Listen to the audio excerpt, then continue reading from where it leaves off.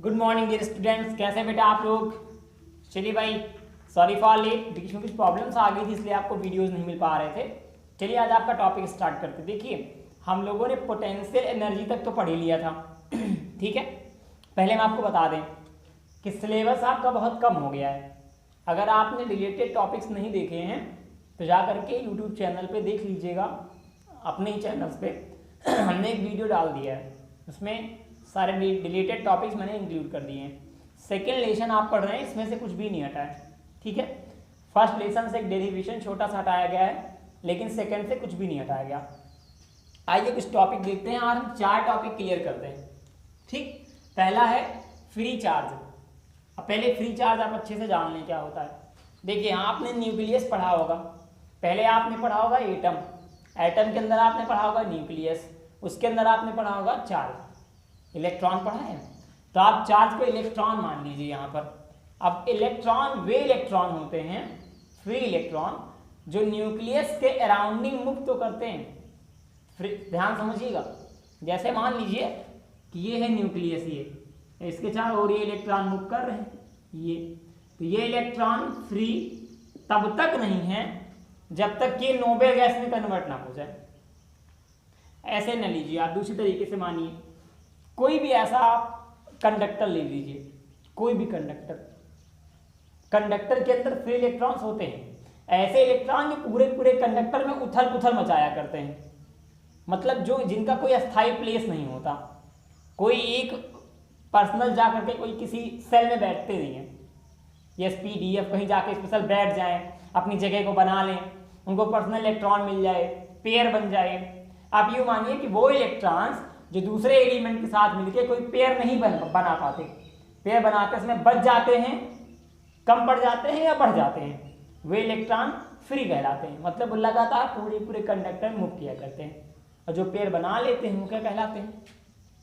Bond charge कहलाते हैं। नहीं बात समझ में आई? दूसरी तरीके से आप समझिए, जैसे मान लीजिए हमने NaCl लिया, ठीक है, समझना ध्यान से। अब मान लो कि सोडियम में कितने इलेक्ट्रॉन हैं, जल्दी से बताओ। जैसे दूसरा एग्जांपल ले लो, मान लो ये कोई कंडक्टर है, ये इसके अंदर पहले से 4 इलेक्ट्रॉन है, 2 3 पॉजिटिव चार्ज, पॉजिटिव पार्ट पहले से इसके अंदर है। हमने इलेक्ट्रॉन दिए, हमने कोई एलिमेंट इसके अंदर डाला, मान लो कि हमने इसके अंदर फास्फोरस डाल दिया। अब फास्फोरस में क्या होता है? 285, 5 है लास्ट में, हमने इसके अंदर 5 इलेक्ट्रॉन फिल किए, 1 इलेक्ट्रॉन, 2 3 4 5। अब देखिए ये इलेक्ट्रॉन इस पॉजिटिव साथ मिल गया, पेयर बन गया, मतलब कैंसिल। ये इसके साथ मिला कैंसिल, ये इसके साथ मिला कैंसिल, ये इसके साथ मिला कैंसिल। लेकिन आप ध्यान से देखिए, जो ये वाला इलेक्ट्रॉन है ना, ये क्या हुआ? बच गया। अब ये इलेक्ट्रॉन बच गया तो ये क्या करेगा? पूरे के पूरे कंडक्टर में दौड़ेगा, पूरे कंडक्टर में उथल पुथल मचाएगा। अब ये ऐसे मूव करेगा, मौका मिला। अब मान लो मैंने इसको बॉक्सिंग कर दी, बॉक्स में क्लोज कर दिया। थोड़ा और अच्छे से समझिएगा आप, बहुत इंपॉर्टेंट टॉपिक है बेटा, ये सब ध्यान समझिएगा। ये मान लो ये हमने 4 बॉक्स बना दिए, ठीक है, चारों में हमने plus minus plus minus plus minus plus minus दे दिया। माइनस मतलब 1 इलेक्ट्रॉन बचा हुआ था, ठीक है। अब इलेक्ट्रॉन क्या करेगा? जैसे ऐसे मानो आप, ये भी शादीशुदा है, ये भी शादीशुदा है, ये भी शादीशुदा है, ये भी शादीशुदा है। अब ये बेचारे ठहरे क्या? कुंवारे। तो ये क्या करेंगे? कभी इनके घर की सब्जी लाएंगे, कभी इनके घर की सब्जी लाएंगे, कभी इनके घर की सब्जी लाएंगे, कभी इनके घर की सब्जी लाएंगे। अच्छा, ये फ्री घूम रहे थे, तो ये वाला जो इलेक्ट्रॉन है, ये इसको लग रहा है फ्री रहने में ज़्यादा मज़ा है यार, वो देखो फ्री घूम रहा है बेटा, और सबके घर मजा ले थे। तो एक दिन मुस्कुराते हुए ये बाहर आ गए, और जैसे बाहर आए वैसे जाके इन्होंने इनका प्लेस ले लिया। बात समझ में आ रही है? मतलब जैसे बाहर आए, इनको मौका मिला, जाके इनके घर में घुस गए। अब बेचारे ये बाहर टहल रहे हैं, कौन? ये वाले अंकल जी आके बाहर टहल रहे हैं। अब दिक्कत, हम नंबर दे देते हैं, हमने इसको 1 दे दिया, इसको 2 दे दिया, इसको 3 दे दिया, इसको 4 दे दिया, इसको 5 दे दिया।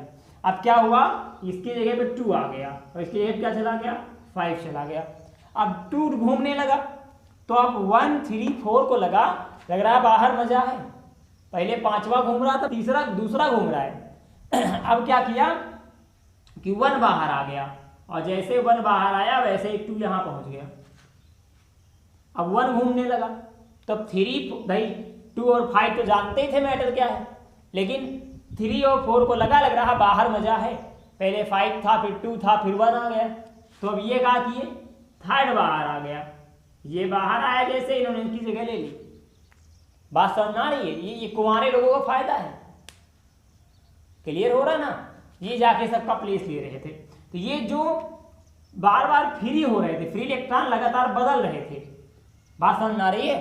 पहले 5th था, फिर 2nd हुआ, फिर 1st हुआ, फिर 4th होगा। ये सिस्टम लगातार रैंडम तरीके से चलता रहेगा। इसकी वजह से पूरे के पूरे कंडक्टर में इलेक्ट्रॉन मूव करेंगे तो करंट फ्लो हो जाएगा। इलेक्ट्रॉन का चलना ही तो करंट होता है। आपने पढ़ा होगा the rate of flow of charge is called current. 1 second में चले गए चार्ज के नंबर्स को, 1 सेकेंड में जितना चार्ज चलेगा वो करंट है। तो अब ये पूरा का पूरा सिस्टम क्लियर हो गया। तो ये कौन से इलेक्ट्रॉन हो गए, फ्री इलेक्ट्रॉन। ये कौन से इलेक्ट्रॉन हो गए बेटा, ये जिन्होंने बॉन्ड बना लिया था। ये कैसे इलेक्ट्रॉन हो गए, बॉन्ड इलेक्ट्रॉन। ठीक है, ये कैसा इलेक्ट्रॉन है, फ्री इलेक्ट्रॉन। मतलब जो सबके घर में जाने की परमिशन रखता हो वो फ्री। आप क्यों मानो कि जो कुमारा हो, जिसकी बहुत सारी गर्लफ्रेंड हो, नो एनीवन सिंगल वाइफ, वो क्या है, फ्री, छुट्टा डाट डाट डाट।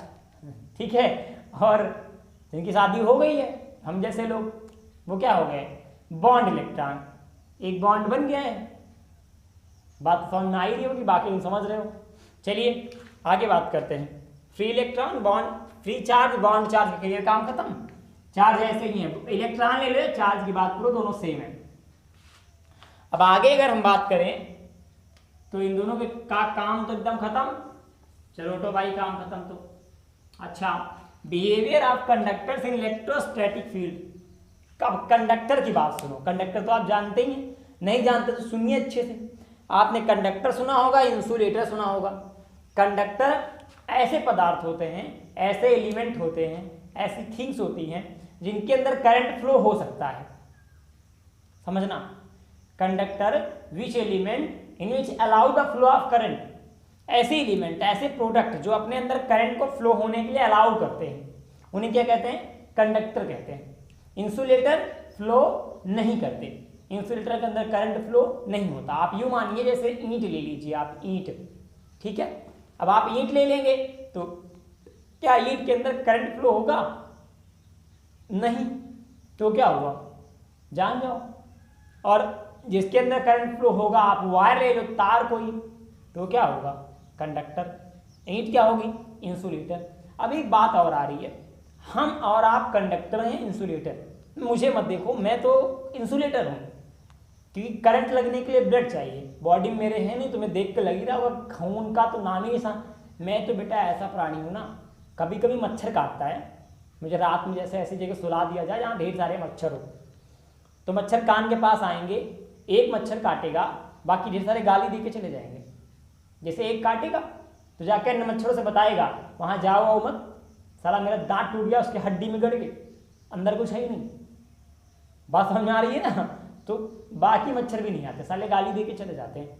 तो हम तो ऐसे प्राणियों में आते हैं। मैं बताऊँ, एक बार बिजली का तार छू लिया था, अरे तार करंट माता निकल के हाथ जोड़ के खड़ी हो गई, माए भगवान तुम छोड़ दो, काहे बेइज्जती करा रहे हो, तुमको रख के मैं क्या कहूँगी, हड्डी सुलगाऊंगी।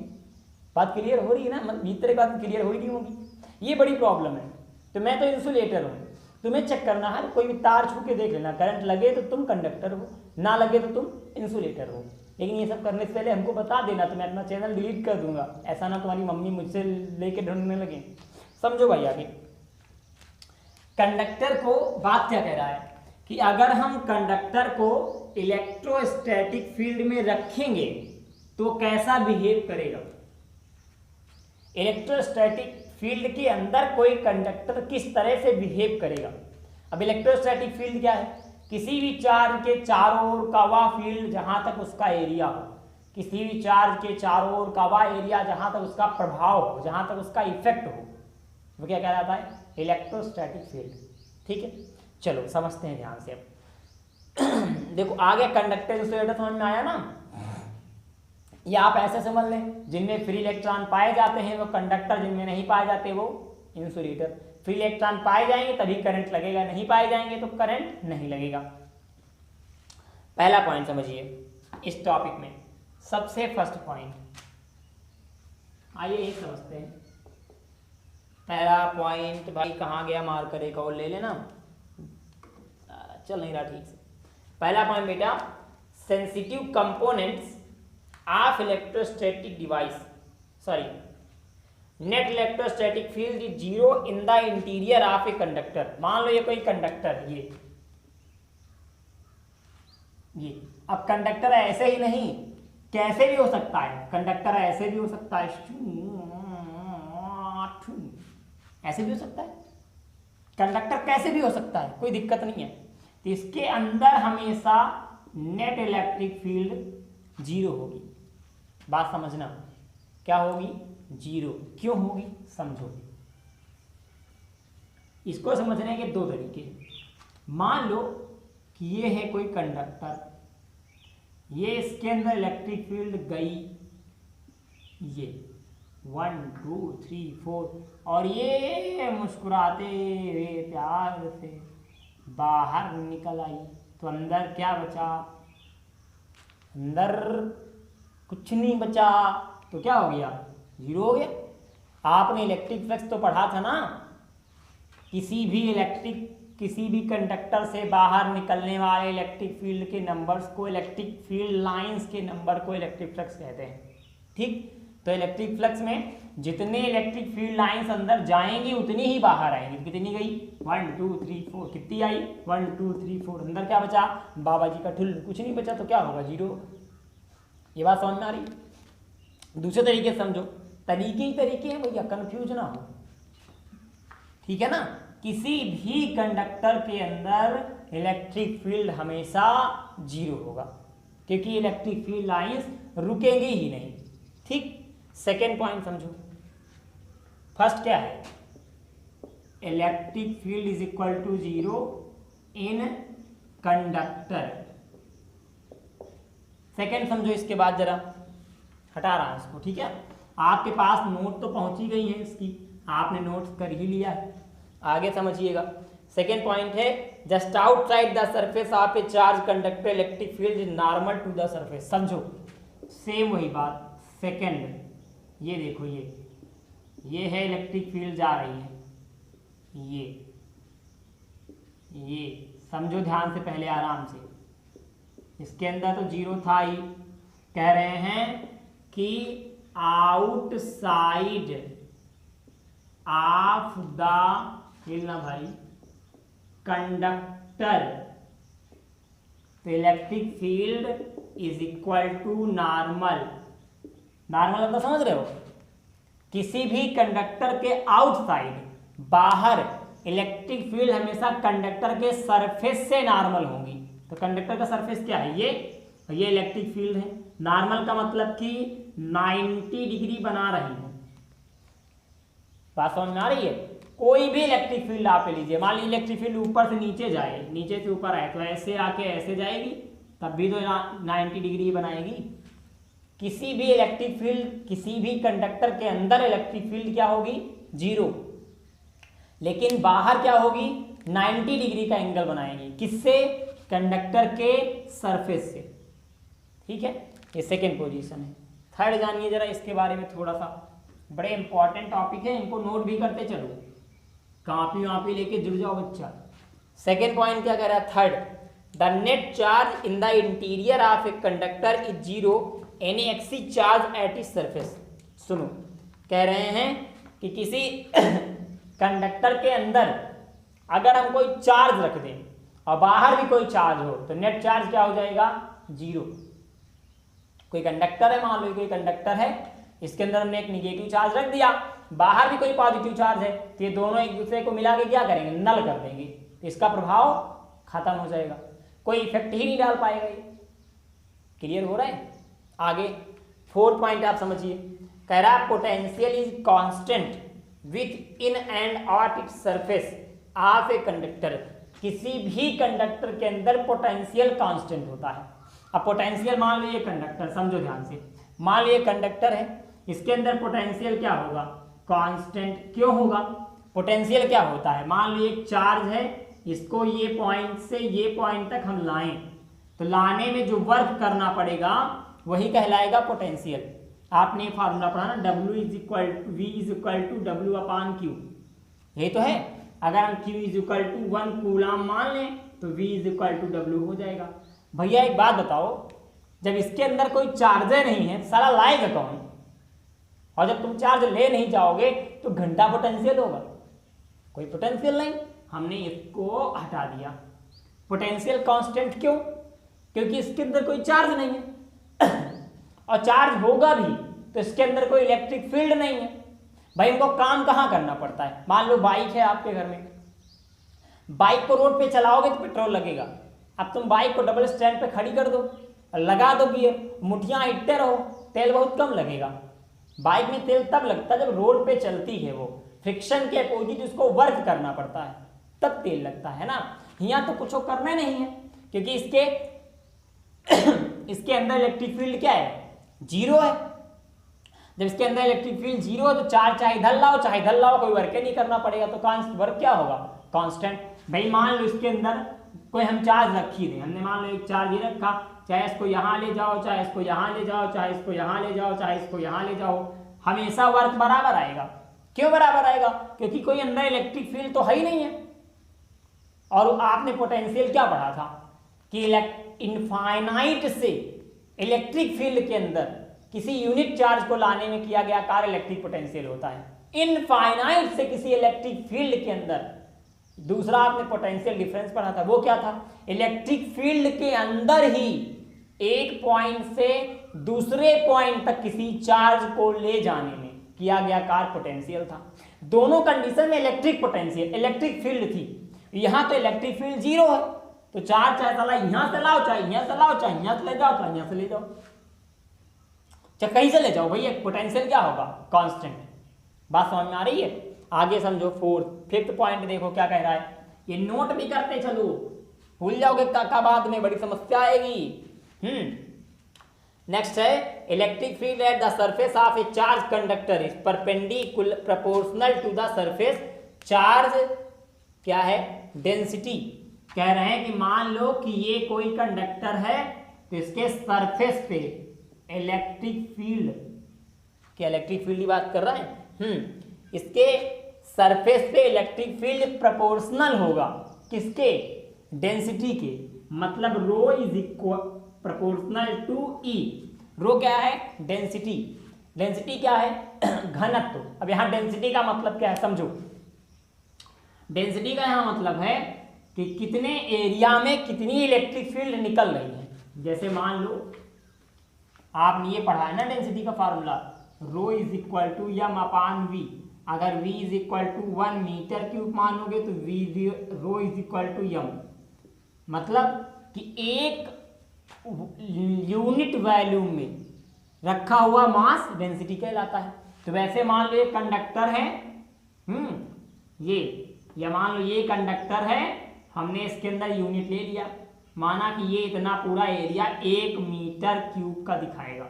अब 1 मीटर क्यूब समझ जाओ, लंबाई चौड़ाई से सब मिल रही, तो इससे जितने भी इलेक्ट्रिक फील्ड लाइन निकलेंगी वो क्या कहलाएंगी, कहलाएंगी डेंसिटी। तो जितनी डेंसिटी होगी उतनी ज़्यादा इलेक्ट्रिक फील्ड होगी, डेंसिटी कम तो इलेक्ट्रिक फील्ड कम, डेंसिटी ज़्यादा तो इलेक्ट्रिक फील्ड ज़्यादा। भाई इलेक्ट्रिक फील्ड लाइन पे डिपेंड करती है ना, जितना ज़्यादा चार्ज होगा उतना ज़्यादा इलेक्ट्रिक फील्ड होगा। बात तो समझ में आ ही रही होगा, दादाजी लोगों का इलाका ना। अच्छा 6 पॉइंट समझो जरा ध्यान से। अगला electric field zero on the cavity of A hello charge conductor. भैया देखो समझो इसको ध्यान से, हालो का मतलब तो समझे ही हो, इतना तुम जानो यार, साला कंडक्टर चाहे जैसा हो उसके अंदर इलेक्ट्रिक फील्ड कुछ नहीं होगी, जीरो। ठीक है, अगली बात हम समझेंगे सील्डिंग, इलेक्ट्रोस्टैटिक सील्डिंग। ये बड़ा इंपॉर्टेंट टॉपिक है, समझने वाला भी है। देखो सील्ड का मतलब होता है किसी चीज को कवर करना, किसी चीज को सुरक्षित करना। ठीक है, समझो कैसे सुरक्षित होता है। हम ऐसे बोल सकते हैं, the phenomena of making a region free from any electric field, it is based on the fact of the electric field vanishes inside the cavity of a hollow conductor. अब इसे समझो, हमारी भाषा में, तो बुक की भाषा थी। कह रहा है कोई ऐसा फिनोमेना, कोई ऐसा सिस्टम जो किसी ऑब्जेक्ट को एक्सटर्नल इलेक्ट्रिक फील्ड से बचाता हो, बाहर के इलेक्ट्रिक फील्ड से बचाता हो। नहीं समझ में आया? ऐसे समझो, मान लो प्रधानमंत्री हैं, हमारे पीएम कहीं जा रहे हैं, प्राइम मिनिस्टर, तो उनके आसपास जो जेट सिक्योरिटी होती है वो क्या करती है, प्राइम मिनिस्टर को बाहर से बताती है। अब मान लो पीएम एक बाइक गाड़ी में बैठे हैं, 4 व्हीलर में, अब उनके बाहर जेट सिक्योरिटी खड़ी है और वो गाड़ी के अंदर है, तो जो गाड़ी है वो पीएम के लिए शील्डिंग का काम करेगी, उसको हम पब्लिक शील्डिंग बोलेंगे। दूसरा एग्जांपल समझो, जैसे तार है, वायर जो आपके घर में लगता है केबल वाला, देखिए वायर के ऊपर ब्लैक कलर की केबल चढ़ी होती है। वो केबल क्या करती है, वायर को आउटर इलेक्ट्रिक फील्ड से बचाती है। उस केबल की वजह से ना तो आपको करंट मारता है और ना वायर खराब होता है। बात क्लियर हो रही है? अगर वो केबल हटा दी जाए, बेटा जब तुम छुओगे ना तुम खुद ही हट जाओगे और वायर भी खराब जाएगा।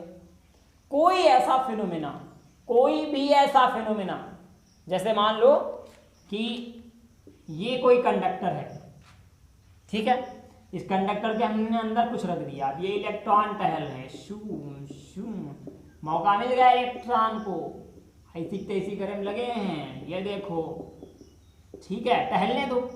मान लो हमने इसके अंदर कोई ऑब्जेक्ट रख दिया, अब ये क्या है, सील्ड है, और इसको क्या बोलेंगे, सील्ड, और फिर पूरे के पूरे फिनोमेना को मतलब सुरक्षित कर देना। हमने इसको एक गोले के अंदर रख दिया, अब इलेक्ट्रॉन का बाप, माँ, चाचा चाची, दादा नानी, काकी, गर्लफ्रेंड, बॉयफ्रेंड, वाइफ, बच्चे सब आ जाएं, तब भी इलेक्ट्रॉन का ये इस ऑब्जेक्ट का कुछ नहीं उखाड़ सकते, क्योंकि हमने इसके बाहर एक सील्ड बना दिया है, एक गोला बना दिया है, एक आवरण कहते हैं इसको, कवच जो बना दिया है।